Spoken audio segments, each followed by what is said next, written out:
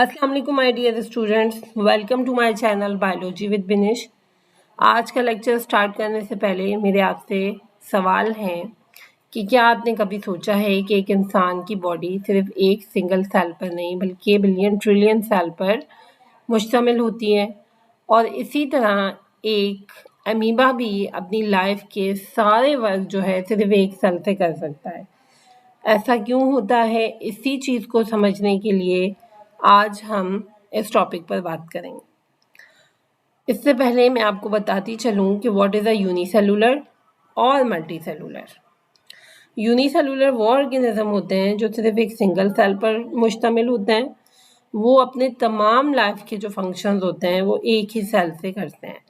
For example हमारे पास amoeba आ जाता है, उसके बाद हमारे पास मल्टी सेलुलर ऑर्गेनिज्म है। ये एक से ज़्यादा सेल पर जो है वो बने हुए होते हैं। मुख्तलिफ सेल्स मुख्तलिफ काम करते हैं।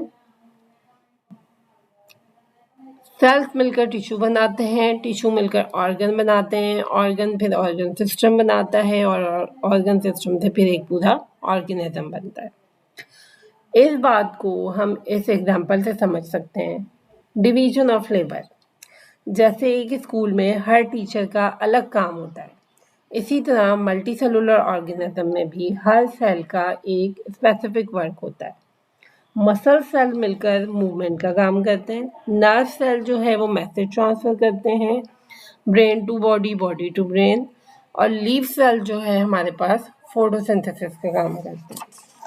तो आज का जो हमारा टॉपिक है वो है मल्टी सेलुलर ऑर्गेनाइजेशन। इसमें आज हम पढ़ेंगे मस्टर्ड प्लांट के बारे में, जिसे हम ब्रासिका कैम्पेस्ट्रस भी कहते हैं। लोकल नेम इसका सरसों है। ये भी एक मल्टी सेलुलर ऑर्गेनिज्म है। इसकी बॉडी, प्लांट की बॉडी डिफरेंट सेल से मिलकर बनती है।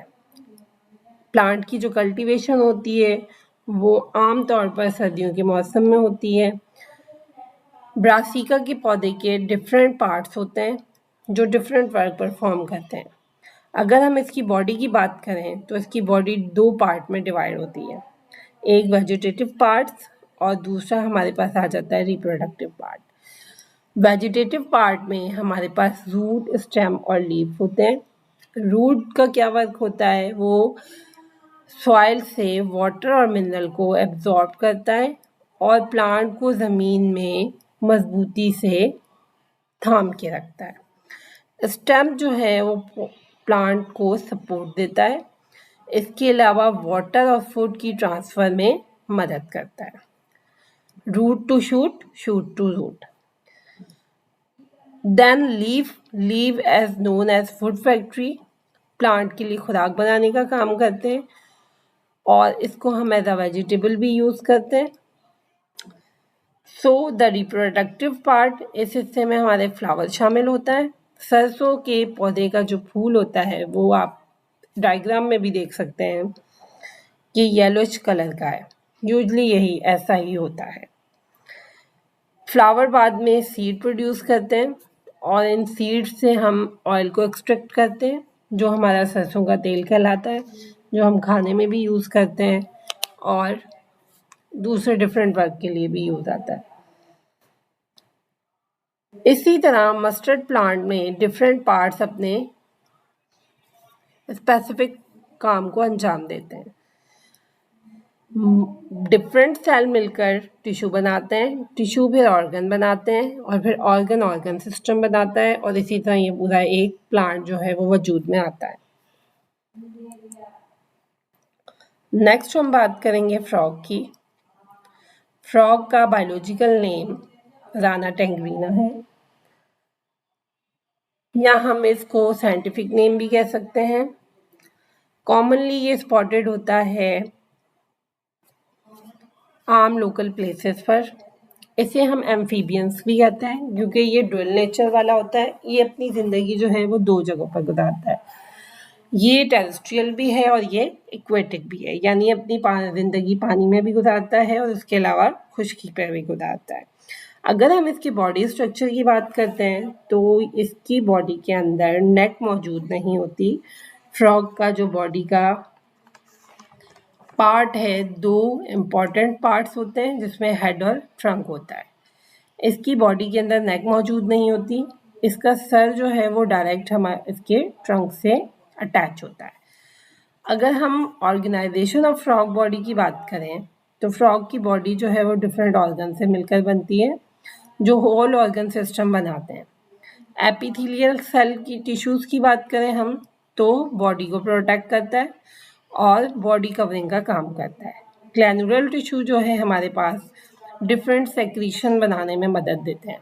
इसकी बॉडी में भी बाइल्स वगैरह जितने भी जूसेस बनते हैं उनको बनाने में ये मदद देता है। मस्कुलर टिश्यू बॉडी को मूवमेंट करने में मदद देते हैं। नर्वस टिश्यू जो है वो बॉडी को मैसेज कन्वे करते हैं। अगर हम हैबिटेट की बात करें तो हैबिटेट एंड फूड जो है पॉन्ड्स, डिचेस, स्टैंडर्ड वाटर यानी खड़ा हुआ पानी, स्लो रनिंग रिवर के पास ये पाए जाते हैं। आम लोकली भी आप देखते होंगे जब बारिश का मौसम आता है तो ये हमारे घरों में मौजूद होते हैं। So the next one is, so you can label the diagram by yourself. I hope so. इसके बाद हमारे पास आ जाता है एमीबा। तो एमीबा की अगर हम बात करें तो एमीबा हमारे पास एक यूनिसेलुलर ऑर्गेनिज्म है। इसका हैबिटेट और साइज जो है क्या होता है कि ये मड ऑफ शैलो पॉन्ड्स में मौजूद होता है, पूल्स में मौजूद होता है और खड़े हुए पानी में मौजूद होता है। इसका जो साइज है वो 0.25 mm होता है। इसके बाद हमारे पास अगर हम शेप और सेल स्ट्रक्चर की बात करते हैं तो ये किस चीज़ का है, it has a cell membrane और वही सेल मेम्ब्रेन इसकी मूवमेंट में मदद करती है मॉलिक्यूल्स की और प्रोटेक्ट करती है साइटोप्लाज्म को। साइटोप्लाज्म क्या है, एक जेली लाइक स्ट्रक्चर है जिसके अंदर ये तमाम सेल के जो ऑर्गेनेल्स हैं वो मौजूद होते हैं। फिर आ जाते हैं हम इसके आउटर पार्ट की तरफ। आउटर पार्ट जो है वो साइटोप्लाज्म कहलाता है। ये एक क्लियर और ट्रांसपेरेंट जेली लाइक स्ट्रक्चर होता है जिसको हम एक्टोप्लाज्म कहते हैं यानी जेल। और इनर पार्ट जो है वो उसके साथ ही मौजूद होता है, उसे हम कहते हैं, आप डायग्राम में भी जो है वो देख सकते हैं। हमारे पास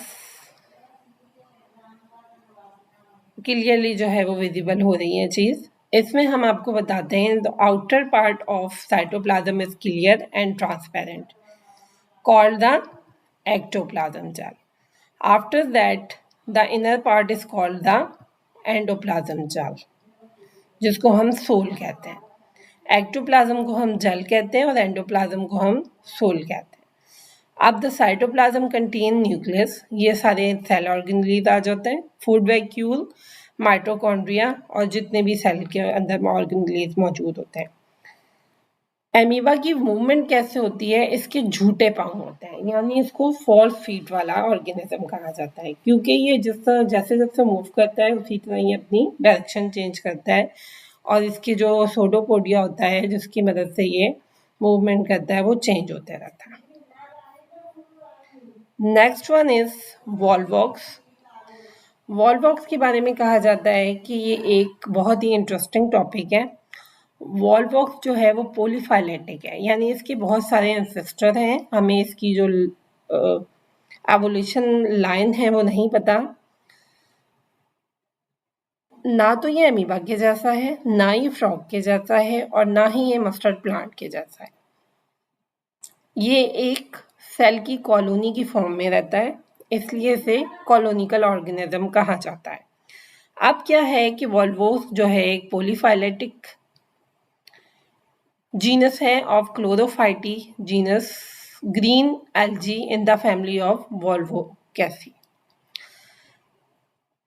It forms spherical colonies, आप डायग्राम में भी देख सकते हैं, ये तमाम इस तरह की कॉलोनीज के फॉर्म में रहते हैं और इनकी 50,000 जो है ये सेल मौजूद होते हैं। They live in a variety of freshwater habitat and were first reported in Antony van Leeuwenhoek in 1700. After that, volvox once called algae that live together in a colony. Each volvox cell has two flagella. ये आप देख सकते हैं यहाँ पर हमें जो है ये फ्लैजिला आपको हाईलाइटेड हो रहे हैं। ये दो फ्लैजिला होता है एंटीना की तरह। The flagella beat together to roll the body in water. ये बॉडी को जो है वाटर में रोल करने में हेल्प आउट करते हैं। वॉल्वॉक्स सेल हैव क्लोरोफिल, इनको ग्रीन कलर का पिगमेंट होता है। And make their own food by the photosynthesis. Photosynthesis आपको सबको अच्छी तरह पता है, ये फिनोमेना है जिसमें जो प्लांट है वो अपनी बॉडी का फूड बना रहे होते हैं with the help of leaf in the presence of sunlight. These photosynthesis organisms are important part of many aquatic ecosystem. Volvox are not harmful to human being because they not produce any toxic substance. I hope कि आपको आज का lecture पसंद आया होगा। जो भी question हैं, जो भी आपको डिफ़िकल्टीज हैं, आप मुझसे कमेंट बॉक्स में कांटेक्ट कर सकते हैं। अगर मेरी वीडियो आपको अच्छी लगी है तो चैनल को सब्सक्राइब करें, वीडियो को लाइक करें और अपने फ्रेंड्स के साथ शेयर करें। Thank you. अल्लाह हाफ़िज़।